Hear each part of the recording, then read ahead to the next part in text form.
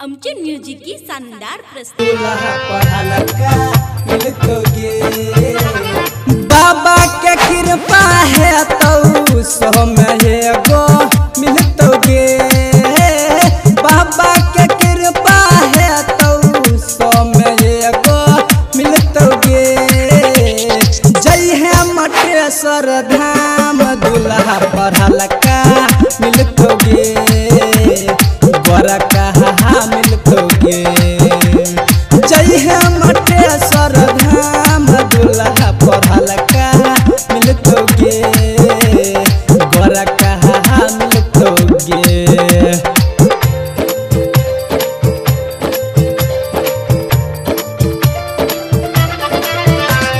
जय है मटेश्वर धाम दूल्हा पढ़ल का मिलतोगे।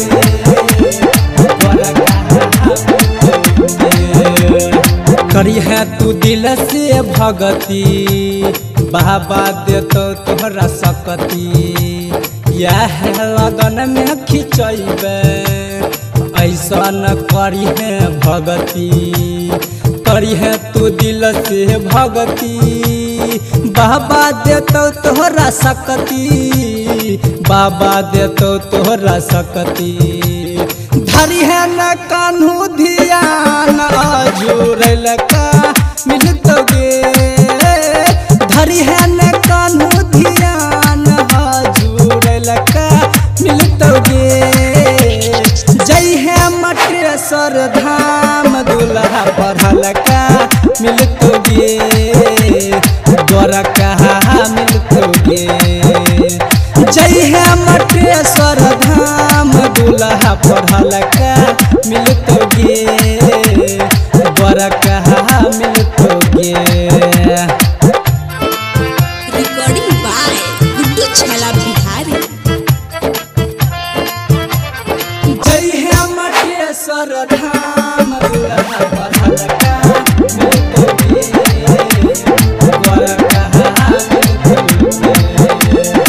एक लगई है गंगा जी में डुबकी।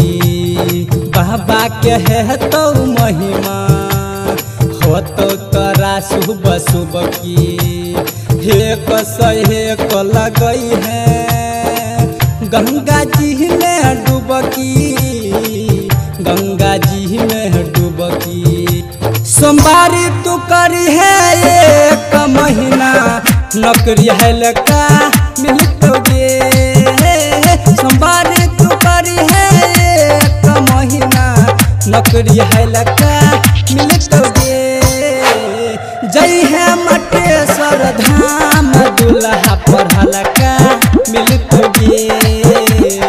बड़ा कहा मिलतोगे। जय है मटेश्वर धाम दूल्हा पढ़ल का मिलतोगे। बड़ा कहा मिलतोगे।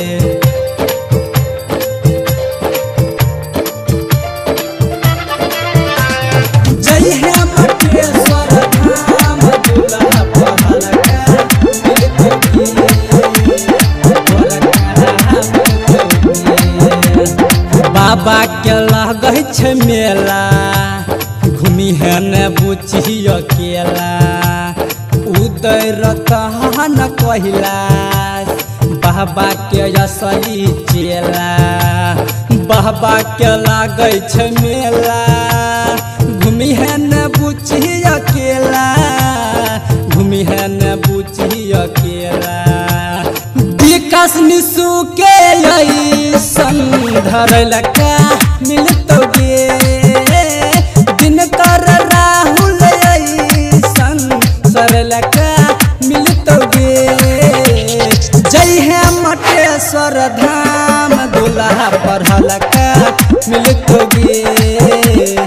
बड़ा कहा मिलतोगे। जय है मटेश्वर धाम दूल्हा पढ़ल का मिलतोगे। बड़ा कहा मिलतोगे। Recording Studio Saharsa।